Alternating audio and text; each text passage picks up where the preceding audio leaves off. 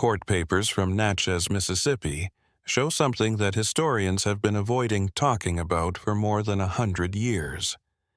A child who was just over 12 years old had complete control over 247 people. The overseer's ledger, which was found behind a courthouse wall during renovations in 1989, has detailed records of daily operations for 18 months. The handwriting on each entry was neat and practiced, and it belonged to someone who hadn't yet turned 13. The fact that these documents exist isn't what makes them so disturbing. It's what they carefully record. Punishment methods that were so planned and organized that experienced plantation managers from nearby estates reportedly refused to visit the property. The sheriff's letters, which have been sealed for 93 years by court order, talk about unsuitable for civilized discussion practices and worries that cannot be addressed through conventional legal channels. Before we go on with the story of Riverside Plantation and the boy who ruled it, make sure you subscribe to this channel and hit the bell to get notifications. What you're about to hear has been left out of historical records on purpose. Also, please leave a comment letting us know what city or state you're in. Now, let's find out what really happened when a kid got all the power. The spring of 1855 changed Natchez society in ways that people wouldn't understand until decades after the war was over.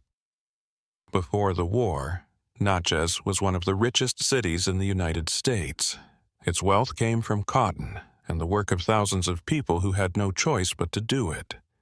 There were dozens of grand estates on the bluffs above the Mississippi River. Each one tried to show that it was more refined and wealthy than the others. Riverside Plantation was on 1,700 acres of prime bottomland and grew cotton that sold for high prices in New Orleans and Liverpool. 3 generations of careful marriages and smart land purchases had made the Hargrove family one of Natchez's most important families. Thomas Hargrove was respected not because of his family's position, but because of his reputation. He ran his business like a well-oiled machine, keeping detailed records of every part of the production process. Caroline, his wife, came from Charleston and had connections that helped him get ahead in business all over the South. Together, they had turned Riverside into one of the most profitable businesses in the area. Most people who met their son, William Hargrove, didn't think he was anything special. He went to lessons with a tutor who worked with several planter families. He was especially good at math and remembering things. Other kids his age thought he was strange because he liked to watch adults do business instead of playing. He could also recite production numbers and commodity prices with disturbing accuracy. His father sometimes took him to meetings about managing estates. The boy would sit quietly in the corner, taking in every detail of the negotiations and operational talks. The staff at home noticed some patterns. William looked at people in a way that made them uncomfortable, as if he were taking notes on their reactions and expressions for later use. He never yelled or showed any strong feelings. He kept the same neutral expression whether he was being punished or praised. Jacob Stanton, the overseer, told other plantation managers that the boy had an unnatural interest in discipline and would sometimes show up at the quarters without saying why, just to watch. In February 1855, a fever epidemic hit Natchez very quickly and caused a lot of damage. The Hargroves were in New Orleans visiting family when they heard that Thomas was sick. He died 3 days later, and Caroline died 5 days later. William, who had stayed at Riverside under the watchful eye of his tutor, learned that he was an orphan before his parents' bodies were brought home for burial. The situation made things more difficult right away.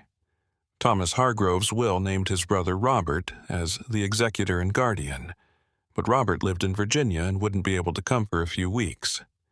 In the meantime, the plantation needed to be managed because spring planting couldn't wait for the law to catch up. Jacob Stanton thought he would keep running things the same way, but the will had a strange clause.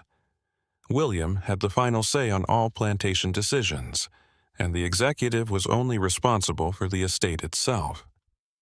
It seems that Thomas Hargrove thought this was just a formality, since he thought that adult supervision would guide his son until he was grown up. He didn't think he would die before William turned 13. William walked into the overseer's office the day after the funeral with his father's ledgers. "Mr. Stanton," he said in a flat, clear voice, "I've looked over the production schedules. We're 8% behind last year's planting rate. I need you to explain." Stanton, who had been in charge of workers for 20 years, was bothered by the boy's tone. It wasn't childish anger, it was a cold, logical evaluation. "Weather held us up, Master William. We'll make up the time when the weather gets better." Father's records show that weather patterns like this year's happened in 1848 and 1851. Both years reached their target rates by changing their schedules. William put the ledgers on the desk, already open to the right pages. "You'll start using the 1851 protocol tomorrow. I want daily updates on how things are going." The overseer realized something at that moment. This wasn't a kid pretending to be in charge. It was someone who had been getting ready for this job, maybe without anyone knowing it. "Yes, sir," he said. And he meant it. People in Natchez quickly learned that young Hargrove was now in charge of Riverside. People who lived nearby thought it would be a disaster because a child couldn't possibly run a business that big. They waited for appeals to the head of state and for chaos to break out as the estate fell apart. Instead, something else happened. Production went up. William followed his father's systems to the letter, but he made some changes of his own. He wanted detailed reports on every part of the business, and he checked the information against itself to find any inconsistencies. Statistical analysis of output rates caught workers who had sometimes stolen extra rest time. Thomas Hargrove had put up with little problems that William noticed and fixed. The quarters got quieter. The sounds of people talking and laughing at night stopped. People worked hard on their tasks and didn't talk much unless they had to. When other plantation managers came to visit, they noticed the change but couldn't figure out what caused it. The operation went well. Discipline seemed strict, but not too strict for the time. But something didn't feel right. Jacob Stanton began to drink more. When people asked him why, he would change the subject or give vague answers about how stressful it was to manage spring planting. He stopped bringing up William in conversations and tried to avoid talking about plantation work when he could. When people asked him for more information, he would only say, "The boy has his own methods," and then he would leave. In April, something happened that showed the community more about those methods. Someone named Samuel, who worked in the cotton house, was accused of letting moisture get to processed cotton on purpose, which ruined it. The damage was probably only 40 pounds of fiber, which is a small loss for a plantation and easy to forget about. Samuel said it was an accident and that rain had come in through an open window before he could close it. The overseer believed him and got ready to give him more work as punishment. William said no. William looked over the report and said, "The windows in the cotton house face south. This time of year, the wind comes from the northwest. Under normal conditions, rain couldn't have blown through that window." He looked at Samuel with those flat, studying eyes. "You opened that window on purpose and left it open. The question is why?" Samuel said he was innocent, but William had already made up his mind. He said, "You'll get the usual punishment. 5 lashes for damaging property. Mr. Stanton will give them to you tomorrow at dawn." This seemed fair, maybe a little harsh for an accident, but within normal limits.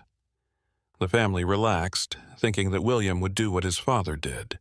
They didn't realize how closely the boy had watched which rules society thought were sacred and which were just customs. The next morning, Stanton got the usual place and tools ready. William showed up just before dawn and right away saw problems with the plan. He said, "Father's punishment area is not big enough. It lets the person who's being punished keep some dignity by not being able to see them. That goes against the purpose of punishment." He had found another spot, a small hill that could be seen from many parts of the property. "Instead, we'll use this spot. Mr. Stanton, you know too much about this. Your method reduces pain while still meeting legal requirements. That's not okay. Marcus will punish you instead." Marcus had never used a whip before. Because he didn't know what he was doing, the punishment would be awkward, unpredictable, and much more painful than it had to be. Some people, like Stanton, protested, but William's power was absolute because of his father's will. What happened next wasn't technically against the law, and it wasn't even that bad. 5 lashes were still 5 lashes. But William had figured out something. The law counted strokes, not pain. An experienced overseer could punish someone in a way that met legal standards while causing the least amount of harm. An inexperienced hand made each stroke an unknown pain. Samuel lived, but it took him 3 days to get well enough to do light work. The event could have ended there, but William wasn't done.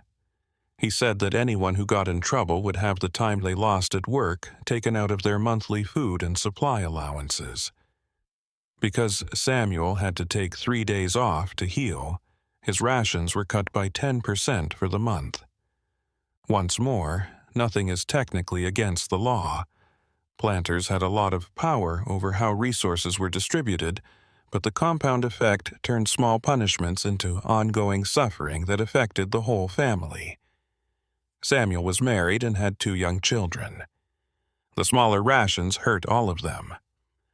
Other planters heard about what happened and thought it was just a kid overreacting to his first management problem. They promised each other that William would learn moderation with time. They had no idea what they were seeing. The boy hadn't lost control or done anything out of anger. He had carefully looked at the situation and found a gap between what the law said and what actually happened. This was a place where he could do what he wanted without getting in trouble. More importantly, he learned that compound consequences, each of which could be defended on its own, could have effects that were much worse than they seemed. He started to explore that area in a planned way. William improved how he managed the plantation from late spring to early summer. Everything looked normal on paper. The region's average punishment rates stayed the same, production met or exceeded goals, and there were no strange events that caught the attention of officials. But the way people lived their daily lives at Riverside changed in ways that are hard to explain to people who don't live there. William had figured out something that other planters either didn't know or didn't want to know. The rules on most plantations weren't there to make things run more smoothly, but to make the owners feel better about themselves. His father had kept up with some things because they made him feel like a reasonable man in charge of a necessary business. William didn't need to lie to himself like that. He followed every law and custom to the letter, getting rid of anything that only made people feel better about themselves.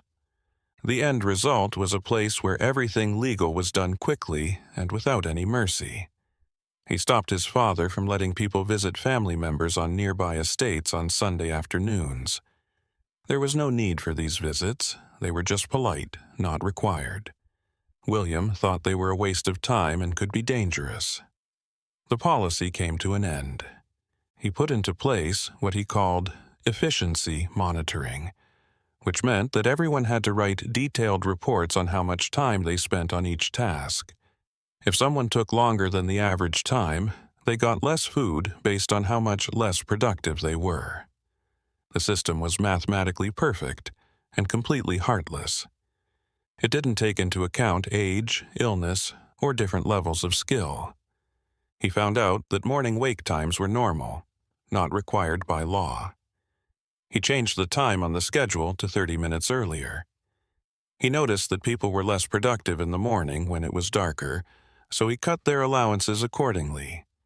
The compound effectless sleep leading to worse performance, which led to less food, which led to weakness was never spelled out in any one rule, but it was terrible for those who were caught in it. Jacob Stanton tried to get involved more than once. Every conversation went the same way. He would bring up a problem, and William would ask him to name the exact rule that was being broken. Stanton would then be unable to find anything wrong in a technical sense. That was too risky for the boy.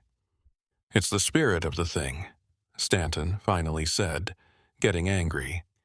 "These things aren't against the law, but they're not how good people act." William looked at him with eyes that showed no emotion. "Mr. Stanton, please tell me what legal or customary standard I'm breaking. If you can't do that, this conversation is wasting time that could be better spent on plantation work." The overseer started asking about jobs in other places.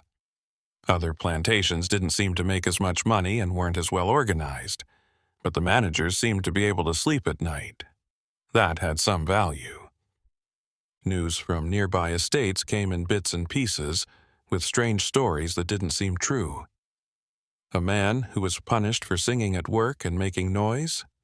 A woman who asked for medical help for her sick child had to choose between getting care and keeping her rations, because going to the doctor meant losing work time, and William's efficiency rules didn't allow for any exceptions. A boy who hurt his leg and got a limp was punished not for the injury itself, but for being less productive until it healed. This made the punishment worse, which made the injury take longer to heal. William was very careful to check each incident on its own, and he found nothing illegal. But when they were put together, they created a new pattern, a system that used every legal power to its fullest and didn't recognize any obligations beyond the strict legal minimums. The summer was very hot. The rates of production stayed high. Robert Hargrove came from Virginia in June, 3 months after his brother died. When he got there, the estate was making money and there were no obvious problems. William gave detailed reports that showed good management and high returns. Robert thought there would be chaos that needed his immediate attention, but he was almost disappointed to find that everything was fine. He stayed for 2 weeks to look over the operations. Nothing he saw broke the rules of the time. If anything, Riverside seemed to be run better than similar estates. People seemed quieter than he remembered from previous visits. This could be because they were sad about Thomas's death, or because they were just tired of having a new boss. Every night, William showed his uncle the ledgers and went over the choices and results with clear logic. Robert didn't like how good the boy was at his job, but he couldn't argue with his logic. He said, "Your father taught you well." "Yes, sir. I looked at everything he did and am using his ideas." Robert wasn't completely sure that was true. There was something about the way William did things that felt different from the way Thomas did things, more clinical, in a way. But the numbers showed success, and Robert had to take care of his own business in Virginia. He was ready to take over management if he had to, but instead he found that he wasn't needed. He talked to Jacob Stanton alone before going back to Virginia. "Is there anything I should talk about with William's management?" The overseer took his time and chose his words carefully. "The boy runs things well. I can't find anything that goes against the rules. But, sir, if you could stay longer and watch more, are you saying that he is doing something wrong?" "I'm saying that he does things differently. I can't quite put my finger on it. Your brother managed firmly but fairly, while William manages completely. Do you understand?" "Not really." Robert thought the comment meant that someone didn't want to take orders from a child, so he ignored it. He left Riverside feeling better about his nephew, who was surprisingly smart for his age. The estate was in good hands. 2 weeks later, Jacob Stanton turned in his resignation. The loss of an experienced overseer should have had a big effect on operations, But William didn't seem to care at all. He gave a young assistant named David Pritchard a promotion. Pritchard had been in charge of the cotton house's inventory. Pritchard was 26, driven, and didn't have any memories of how Thomas Hargrove managed things that would make it harder for him to be loyal. William said to Mr. Pritchard during their first private meeting, "My father thought an overseer should use their judgment and discretion. I disagree. I want someone who follows the rules exactly as they are written, without adding their own ideas. Can you do that?" Pritchard saw a chance. Owners who thought they could do a better job were always second-guessing planters who worked for them. This was a chance to just follow clear directions. "Yes, sir. Just let me know what you need." "Great. I'll give you detailed instructions for every situation. Your job is to carry them out, not to make decisions. You'll be well paid for being efficient." The deal was great for both of them. William got a tool that did what he said without any moral problems.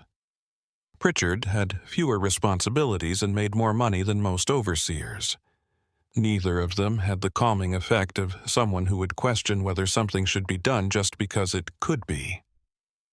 William spent his evenings in his father's study, reading letters from other plantations and books on how to run a business.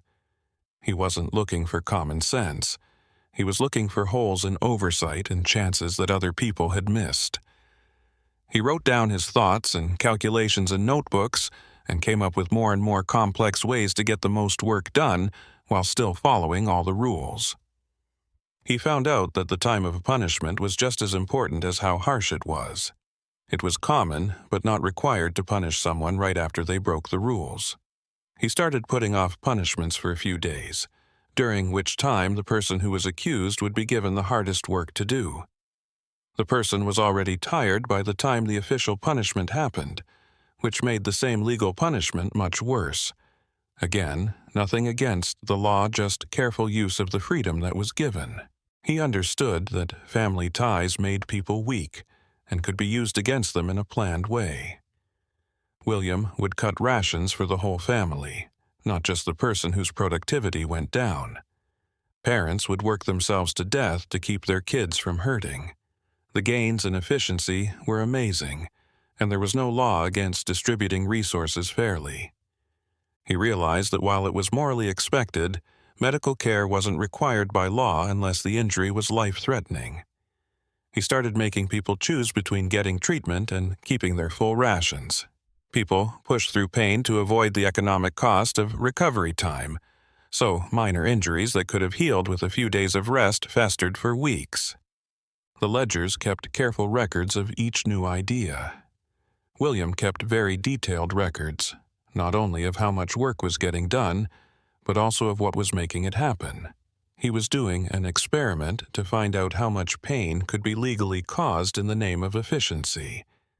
People who lived next door to the planters saw the changes in indirect ways. Riverside's workers stopped going to the Sunday gatherings that sometimes happened when estates nearby let people hang out. When people from Riverside came to Natchez, they seemed more subdued than usual, as if they were being polite. Traders who worked with more than one plantation said that talking to people from Riverside was different, shorter, more careful, like talking to prisoners instead of workers. But when planters talked about their worries in private clubs, they couldn't say anything specific. Yes, young Hargrove did seem cold for his age, but he was doing a good job. Yes, his methods seemed harsh, but were they really harsher than what most people would consider normal when looked at one by one? All of the policies were in line with what was expected. The overall effect was harder to pin down. It was more of an impression than a fact. Some people thought the mood was because William was so young.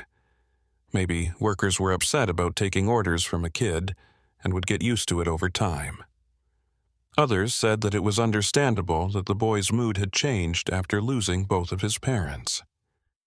Some people saw something darker, but they told themselves it would get better as William got older. That was not true. In August 1855, William turned 13. His uncle sent him a letter of congratulations and a gift, a leather-bound journal for writing down his thoughts and decisions as a planter.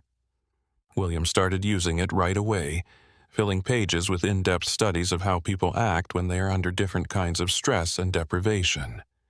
The entries read like scientific observations, recording cause and effect with no sign of empathy or moral consideration. The time for harvesting was coming up, which is usually the busiest time for plantation work. This would be the first time William managed to harvest all by himself, from start to finish. He had been planning for months, coming up with ways to get the most work done while using all of his legal powers. That fall, something happened that would finally make the larger community face what was going on at Riverside. It wasn't because William broke any laws. It was because he followed them so strictly that he broke every unspoken rule that civilized society relied on. September came with the same sense of urgency that always came with harvest season. Cotton prices in Liverpool were at their highest levels in 5 years, which put a lot of pressure on production to be at its best. Other planters made their workers work longer hours and made their demands stronger, knowing that their workers could handle a few weeks of hardship for a lot of money. William saw the same chance but thought about it in a different way. He had figured out that the harvest time was a one-of-a-kind chance. The cotton had to be picked at a certain time or it would be lost. This gave them power. Because the crop was so valuable, almost any short-term solution could be seen as necessary for the economy. For the harvest, laws and customs that would normally apply could be put on hold without making any permanent changes. For generations, other planters had done similar math. The difference was that they set limits based on what they thought was right. William didn't have any of these limits. He put into action what he called surge protocols, which he wrote about in his journal with exact math. The hours of work were extended to the longest amount of daylight possible. Rest periods were cut down to the bare minimum. Food rations were changed so that the most productive workers got more calories, and the least productive workers got less. This created Darwinian pressure to push physical limits. The family accountability system was so new that even David Pritchard was shocked. William put people into family groups and kept track of how much work they all did. If one family member's productivity fell short of the target, the rations for the whole unit were cut by the same amount. This put a lot of pressure on the inside. Parents, kids, and siblings all kept a close eye on each other's performance, knowing that if one person failed, it would hurt everyone they loved. Hannah had a daughter who was about 7 years old. During the second week of harvest, the girl got sick with a fever. William's rules about efficiency made Hannah make an impossible choice. Keep working less effectively while worrying about her child, or take time off to care for her child and get the family productivity penalties. She tried to do both, working in the fields while the girls stayed alone in their cabin, but her lack of focus showed in her work. William looked over the numbers and followed his plan. The family's food supply went down by 15%. Robert, Hannah's husband, worked himself to death trying to make up for it. He picked cotton until his hands bled. To make the family more productive, they added their other 2 kids, who are both under 10, to the field crews. Hannah took the 7-year-old, who was still sick, to the edge of the field so she could check on her during the short breaks. The child's health got worse. Hannah begged to be allowed to take her to the doctor in Natchez. William looked at his rules and told her what she could do. She could go, but the time she missed from work would mean more penalties for her family, and her future rations would be lower because of medical costs. Or she could keep working, and if the child's condition became life-threatening, something he would decide based on clear symptoms, he would allow medical care at the estate's expense. This was how mean William's system was. There were technically choices available, but each one had planned consequences that made the humane choice almost impossible to make. Hannah kept on working. The fever killed the 7-year-old on the 4th day. William wrote down the death in his ledger with clinical accuracy. Harvest Day 16, family unit age 12, 1 juvenile, non-productive member removed. Not much of an effect on how well the unit works. Avoided medical costs, $8. Note: there is usually a time of mourning in these cases, but the harvest time is very important. Post-harvest grief accommodation is put off. Hannah had 2 hours to bury her daughter before going back to the field. The only other choice was to watch her other children starve. Even though William tried to keep people from talking about it, news of this event got out to nearby estates. The planters' response was complicated. Everyone knew that harvest time meant making tough decisions, and that operations couldn't stop for every single tragedy. Deaths happened on all estates. That was the harsh truth of the system. But something about William's calculation, the clear economic analysis of a child's death, bothered even men who had made similar choices themselves. They understood that the difference was that they had convinced themselves that these choices were made with regret and were necessary. William showed no remorse, only math. He had taken away the moral facade that everyone relied on to get through the night, making the mechanics of their world painfully clear.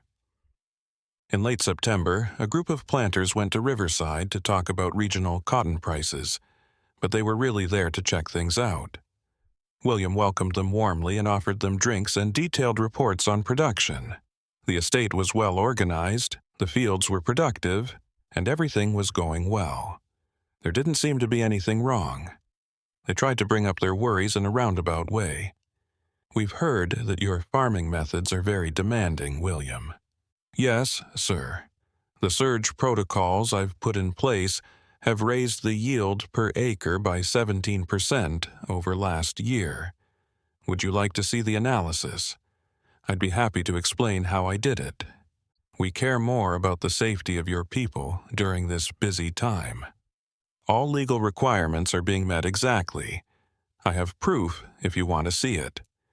Rest periods follow state rules, rations meet the Agricultural Board's minimum nutritional standards, and medical care is given for life-threatening conditions as required by law. Do you think a specific rule is being broken?" They couldn't find one. That was the issue. William had learned all the laws, customs, and written rules, and he was following them to the letter. None of his policies went beyond what was normal on their own, but when they were put together, they made things feel wrong, even though they were legal. "It's not about the rules," one planter finally said. "It's about being a decent person and knowing that there are moral duties that go beyond the law." William looked at him with those cold, analytical eyes. "Sir, could you please explain what human decency means in terms that I can consistently follow? What actions does it require, and what actions does it not allow? I can't include subjective standards in management protocols without clear definitions." The man didn't know what to say. How could he tell a 13-year-old that some things didn't need clear rules because civilized people already understood them? How could he explain that the purpose of unwritten rules was to fill in the gaps between what is legally required and what is morally right? William had found that gap and was taking advantage of it in a planned way. He worked in the space between law and morality, which is the area that society has always depended on conscience to keep in check. But to have a conscience, you had to be able to feel for others, and William didn't have that. The planters left Riverside feeling uneasy, but powerless. They hadn't found anything that could be reported to the police or used to justify taking action. William was just being more clear about how they all worked together, taking away the comfortable lies they told themselves. The horror in Natchez gets worse just when we thought we had seen it all. If this story is making you shiver, send this video to a friend who likes dark mysteries. If you like what we do, hit the like button, and don't forget to subscribe so you never miss stories like this. Let's find out what happens next together. The harvest went on until October. The number of units produced was higher than expected. Riverside would make record profits in 1855, but the cost was becoming clear in ways that went beyond money. Visitors found that the people at Riverside had a certain quality that made them very uncomfortable. They did their jobs with mechanical accuracy, rarely talking or showing any emotion. It wasn't exactly submission, because that would mean that some emotion was being held back. This was more like a shutdown, as if they had learned that William's rules meant that any show of emotion, good or bad, could be used against them. William had learned something that no other planter had fully understood before. People could work in conditions that should have broken them for long periods of time, as long as the system was built with enough accuracy. The key was not only to stop resistance, but also to stop people from even thinking about it. This meant getting rid of any room for independent thought or emotional processing.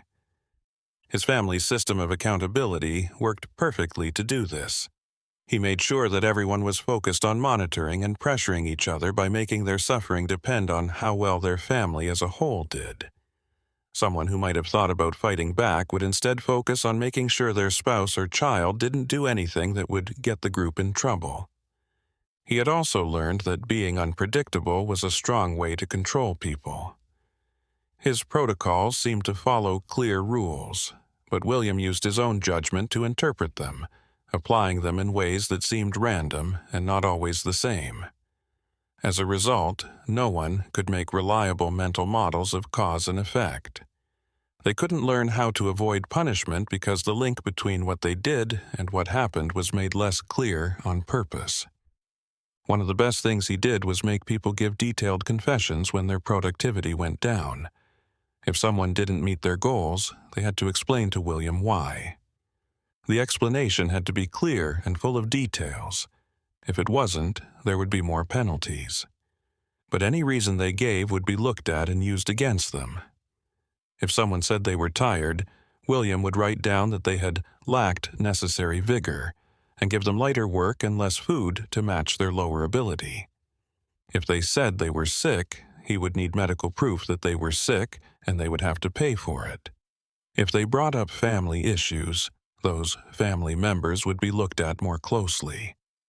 The only safe thing to do was to take full responsibility, which William would write down in his records as evidence of inadequacy, which would explain why his status was lowered. This made a mental trap. People had to explain why they failed, but any explanation they gave would hurt them. The exercise didn't do anything useful other than show how little control they had over their own story. At first, David Pritchard, the overseer, thought that following William's protocols would be easy. Just do what the instructions said. He didn't realize how hard it would be to enforce systems that were made to cause the most pain possible while still following the law. He lay awake at night, going over what had happened that day and having a hard time with what he was doing. He tried to bring up his worries once. "Sir, the family accountability system, I get that it makes things more efficient, but it's making people punish each other and watch each other all the time. It's making family ties more stressful than helpful." William thought about it and nodded. Yes, that's exactly right. That's the design. Family ties can be turned into potential resistance networks, emotional connections that could lead to collective action. By turning those ties into weapons, we turn them from threats into ways to control people. The people keep their family structures, which keeps them from getting depressed and losing productivity. But those structures now serve our management needs. Isn't that elegant? The boy talked about how people interact with each other in a way that was as detached as an engineer talking about machine parts. Pritchard knew that William didn't not understand how people worked. He understood perfectly. He didn't feel like he had to do anything more than what the law said. "But sir, don't you care that people are suffering more than they need to for operations?" "Mr. Pritchard, what do you mean by necessary? The data clearly shows that suffering makes people work harder, so it is operationally necessary. Are you saying we should give up efficiency for sentiment? That would be crazy. Pritchard didn't say anything. If you agreed with the main idea that productivity was the only thing that mattered and that people were just tools for making it happen, the logic was solid.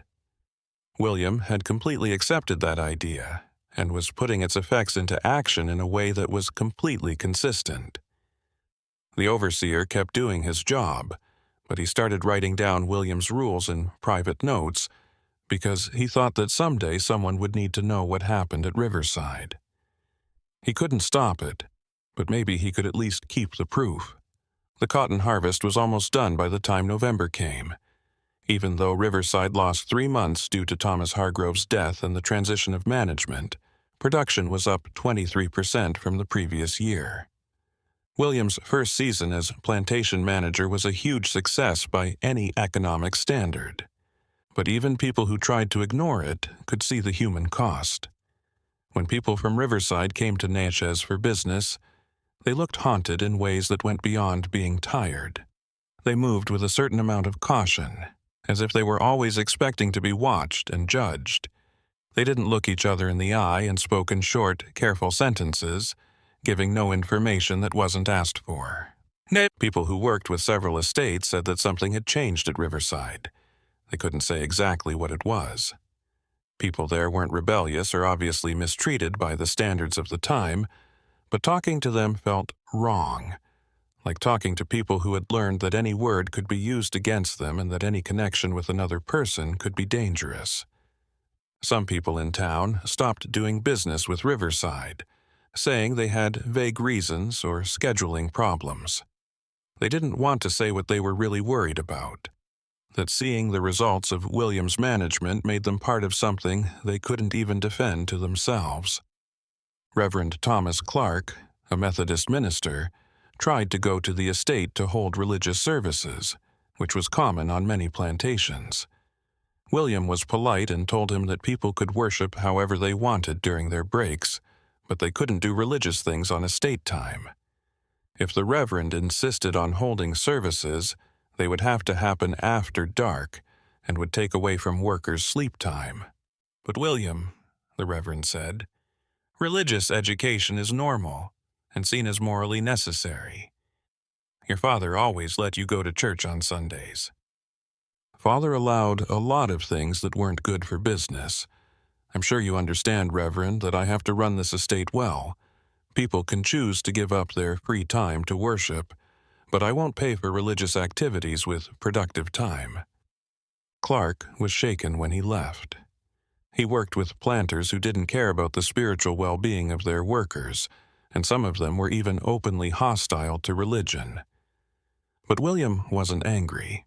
He just didn't care, which was somehow worse. He didn't mind worship. He just worked out how much it would cost and said no. The Reverend started asking if it was possible to challenge William's guardianship. He learned that everything was legally correct. The will was clear. Robert Hargrove had looked over the operations and found no problems, and William had not broken any laws that would require the court to step in. The system couldn't do anything about what was going on because it was all happening within the rules of the system. December marked the end of the year and the start of accounting season. William wrote detailed financial reports for his uncle that showed how well Riverside was doing. The estate made 37% more money than the year before, which was an amazing feat that would make William known as a management genius. He wrote to Robert Hargrove, "The surge protocols used during harvest worked very well. I suggest using similar methods for next year's work. I have written down all the steps and would be happy to share them with other estate managers in the family's network." Robert felt very uneasy after reading that letter. Even though the numbers were impressive, the way William's nephew talked about procedures and protocols made it seem like he saw plantation management as a purely technical problem with no moral implications. Robert had seen men act this way after years of being part of a cruel system that had made them lose their humanity. It bothered him to see it in a 13-year-old who had only been living on their own for less than a year. But what could he do? William was family, the estate made money, and everything was legal in a technical sense. Robert told himself that his nephew's coldness was just a normal part of being a teenager, and that he would become wise and caring as he got older. He'd tell himself that for years, even when the evidence made it clear that he couldn't believe it. At the end of 1855, Riverside Plantation was a financial success, but a moral disaster. William Hargrove had shown something that maybe shouldn't have been shown, that a system with enough legal power and no moral limits could turn people into mere tools, taking away everything that made life worth living while keeping them alive enough to work. The next year would show how far that system could go before it finally broke. In January 1856, Mississippi had some very cold weather. Frost showed up on the fields for the first time in a few years, and it got so cold that people needed warmer clothes than what they wore in the summer. This was a problem for William's rules about how to manage resources. Clothes were given out on a set schedule, once in March and once in September. Because of the unusual cold, which came between scheduled distributions, the allocation had to be done on a case-by-case basis. William's dad would have given him extra clothes as needed. William saw a chance to do another experiment. He said that people could get extra cold weather clothes through a work credit system. People could earn points by being more productive, which they could then use to buy warmer clothes. The most productive workers would get enough protection. Those whose work was only average would have to make do with what they had, and those whose work was below standard would only get what was required by law. The system quickly made clear differences between groups. In less than a week, Riverside's community was split between those who could afford warmth and those who couldn't. The effect on health and morale was terrible, but at first, productivity went up as people worked hard to earn clothing credits. William wrote down the results in great detail. He was trying to see if making basic needs scarce could make people work harder, even if they were already working at their full capacity. The data suggested that it might be able to, at least for a while. He said that the system's effectiveness would probably go down as health problems piled up, but it showed promise for short-term productivity boosts. Solomon, a carpenter, was able to keep up with his work during the harvest, but in January he had trouble. He was 53, which was old for that time and place, and the cold really hurt him. His production fell by 15% in 2 weeks. William's rules said that this meant he couldn't get clothing credits. Solomon tried to explain that he needed warmer clothes to stay productive. The cold was making him less able to do his job. William patiently listened and then explained the logic.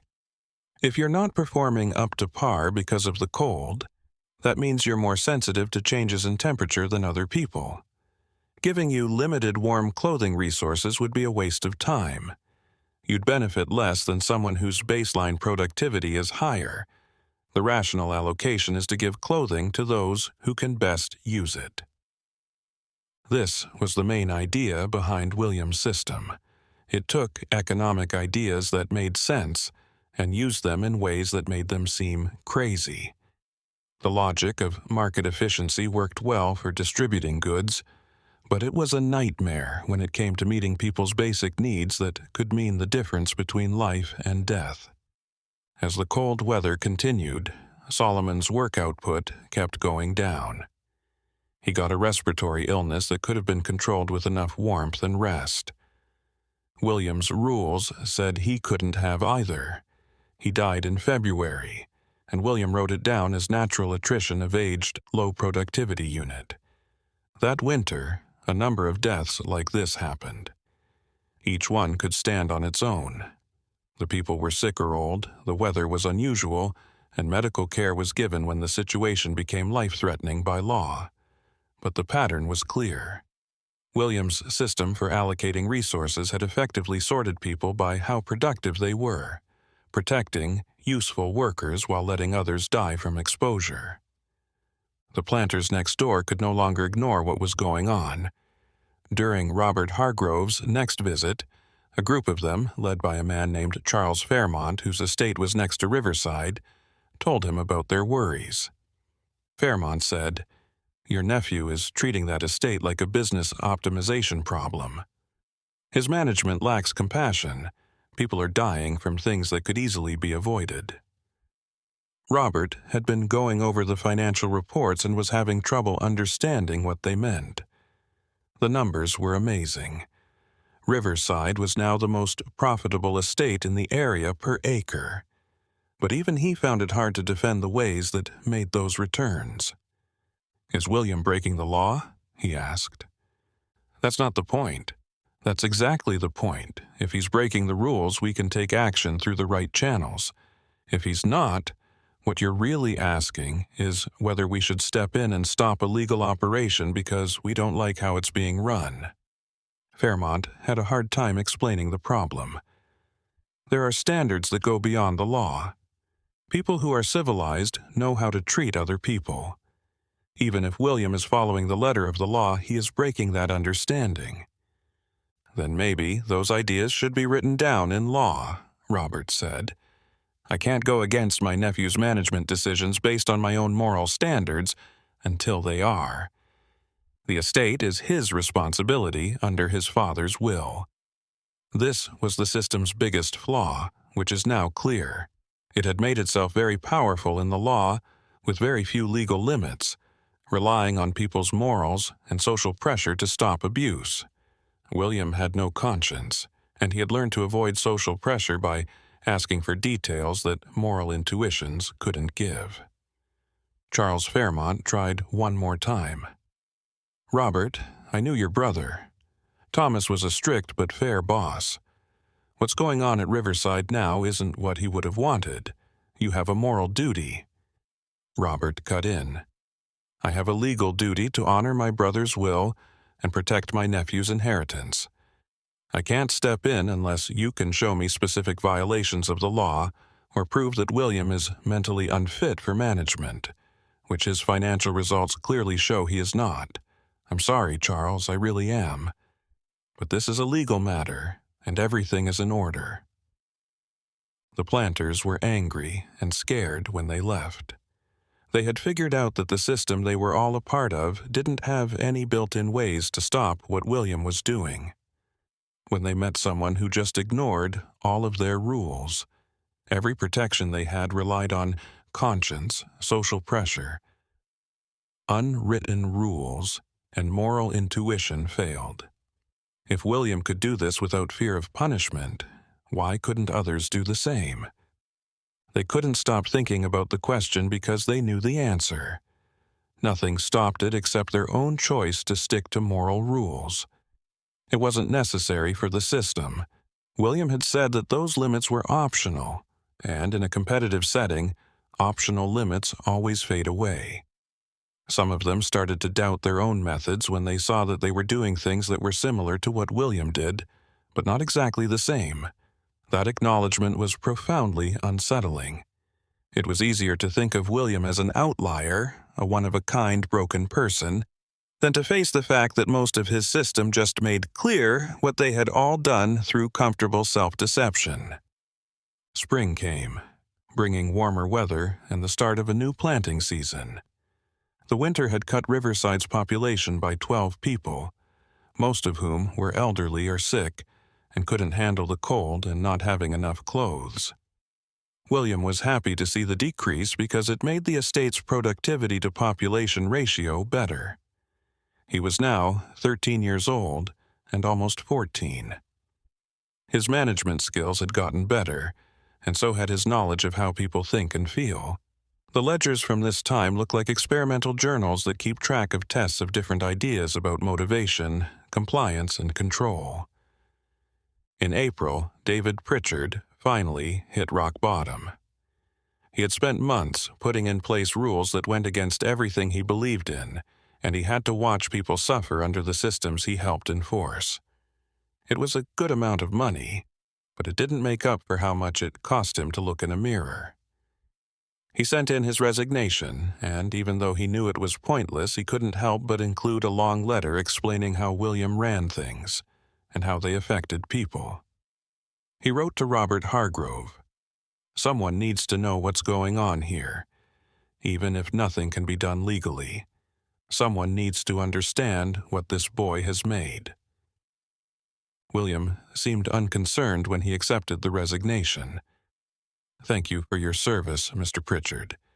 You did a good job of following the rules. If you need a good reference, I'll give you one." The casual dismissal was somehow more scary than anger would have been. Pritchard felt like he had gotten away with something when he left Riverside, but he would always feel guilty about what he had done. William promoted another assistant and kept things running smoothly. He had learned that overseers could be switched out. The protocols were smart enough to run themselves now. He needed someone to follow orders, not to think. It was easy to replace that. As the planting season went on, rumors about Riverside spread through the network of estates in the area. People talked about William's methods in private clubs and church meetings, always in a mix of horror and interest. Some planters thought his methods were cruel, while others quietly wondered if they could use them in their own work. After all, the gains in efficiency were clear. A few men started using modified versions of William's protocols. They told themselves they weren't using the whole system, just parts that seemed to work well, like the work credit systems, the family accountability metrics, and the planned delays in punishment. They told themselves that they were using these tools in a kind way, with the right moral limits. William had shown that the methods worked, so they would use them more wisely. This may have been his most lasting effect. He had come up with ways that, once shown to work, would spread through a competitive system even if people didn't agree with them. Other planters might not be as cold and methodical as he is, but the need to make money would push them to do the same things. William had changed the standard for what was acceptable just by showing that it was possible. The boy didn't seem to understand how what he did would affect other people. He worked on his estate, improving his procedures and getting more and more done. If he thought about his reputation at all, it was only to be happy that he was right. His methods worked, and the fact that they were efficient was proof enough. By the summer of 1856, Riverside had become a test case for a question that society wasn't ready to face. What happens when someone with complete legal power and no moral limits runs a system that gives people power over other people? William had given an answer, which was written down in great detail on hundreds of ledger pages. The answer was worse than anyone could have imagined.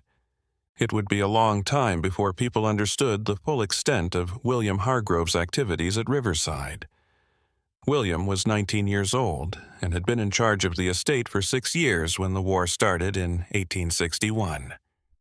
He had improved his methods to the point where they were almost perfect. A full system for getting the most work out of people while staying completely within the law. Robert Hargrove made one last attempt to get involved in 1859. He was upset by reports that kept coming to him even though he tried to ignore them. He spent 2 weeks at Riverside, closely watching how things worked and going over William's extensive paperwork. What he found was both legally sound and financially successful. It was also very disturbing in ways he couldn't quite put into words. "William," he said during their last conversation before going back to Virginia, "I can't point to any specific rule you're breaking, but there's something fundamentally wrong with how this estate works. The people here aren't living, they're just surviving. There's no joy, no hope, no dignity. That has to matter." William looked at him with the same blank eyes he had as a child, but now they were in a young man's face. "Uncle Robert, I appreciate your concern, but I've been given the job of managing this property profitably while staying within the law. That's exactly what I'm doing. If you think the laws aren't strict enough, you should push for new ones, but I can't manage based on subjective feelings about dignity or hope. Those ideas aren't operationally defined." Robert left, knowing he had lost. His nephew had become something he couldn't fully understand, a person who understood human nature perfectly, but didn't feel obligated to do anything other than what was legal and efficient. It was like watching someone do complicated moral math without knowing the basic rules that made the equations make sense. Of course, the war messed up everything. William joined a Mississippi regiment in 1861, which meant that Riverside was run by someone else for a while. He was a logistics officer, and he used the same methodical approach to military supply chains that he had used on the plantation. Many reports praised his efficiency, but other officers said he was cold and hard to work with. He made it through the war and came back to find Riverside in a mess.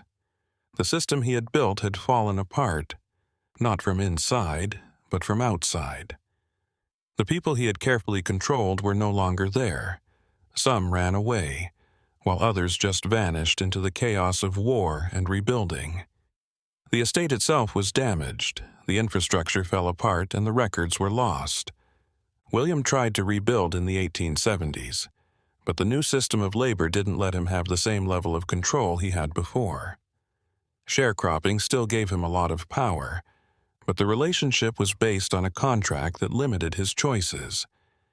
After years of having complete control, he found it hard to adjust to the negotiated relationships. He never got married or made close friends. People who did business with him said he was good at what he did, but they couldn't connect with him on a personal level. He lived alone in the main house at Riverside and ran the business until it started to go downhill. He died in 1897 at the age of 55. Not long after, the estate was sold, the house was torn down, and the land was split up. By the early 1900s, not many people knew what happened at Riverside in the 1850s or who the Hargrove family was. The courthouse archives held the detailed ledgers William had kept of his systematic experiments in control and suffering, but they had mostly been forgotten. When the ledgers were found during renovations at the courthouse in 1989, historians had a hard time figuring out what they meant.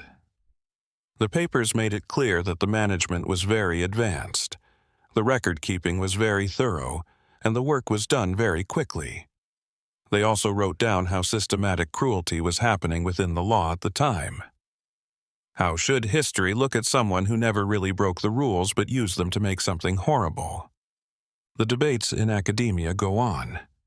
Some historians think of William Hargrove as an extreme case of someone who was mentally ill and used methods that were only effective for his condition. Some people say he was more representative than comfortable, and that he just did what the system allowed and even encouraged, with unusual consistency and documentation. His methods were shocking not because they were new, but because they took away the moral pretenses that made the whole thing bearable for everyone involved. There aren't many direct records from the people who lived under his rule. Oral histories from the Great Depression include bits of stories that families have passed down, as well as vague references to the Boy Master and the Cold Years at a plantation near Natchez. The stories are short and hesitant, as if the memories were still too painful to talk about in detail, even after all these years. A 1936 interview with an old woman revealed that her grandmother had lived through the time when the child ran things. When asked for more information, she only said, "Grandmother never spoke of it directly. She'd say that they learned to stop feeling, stop thinking, just move through each day like it was something separate from living." She said the worst part wasn't the hardship, she'd known hardship before and after. The worst part was how completely everything felt meaningless, how there was no mercy anywhere in the world they lived in. It was like being alive, but with all the reasons for being alive removed. That description might be the best way to sum up William Hargrove's work, better than any ledger could. He made it so that life went on, but without anything that gave it value or meaning, so it was just a tool for living. He showed that it was possible to do this within the law, with methodical accuracy, and that the system had no way to stop someone who was willing to push every authority to its absolute limit. The buildings are no longer there. There are no signs of what happened at Riverside Plantation, and the land is now split up among several farms. Local historians know the basic story, but you won't find it in tourist guides or books about the area. It's too complicated, too uncomfortable, and too hard to explain in ways that don't make people think about systems and structures that go beyond the cruelty of one damaged boy. There is a warning in court documents and obscure academic papers that legal systems can't rely only on moral intuition to stop abuse. Every grant of power needs clear limits. This is not only because people can be bad, but also because people who don't have any moral foundation beyond what the law requires can run systems perfectly legally. William Hargrove showed this at age 12, and his careful handwriting on hundreds of ledger pages that few people read anymore proves it. This mystery teaches us that the most terrifying evil doesn't always come from people who break the rules. Sometimes it comes from people who follow the rules perfectly but don't have the moral foundation that makes rules meaningful. What do you think of this tale? Do you think everything was shown? Please leave a comment below. If you like this story and want to read more horror stories like it, please subscribe, hit the notification bell, and tell a friend who likes mysteries. In the next video, see you.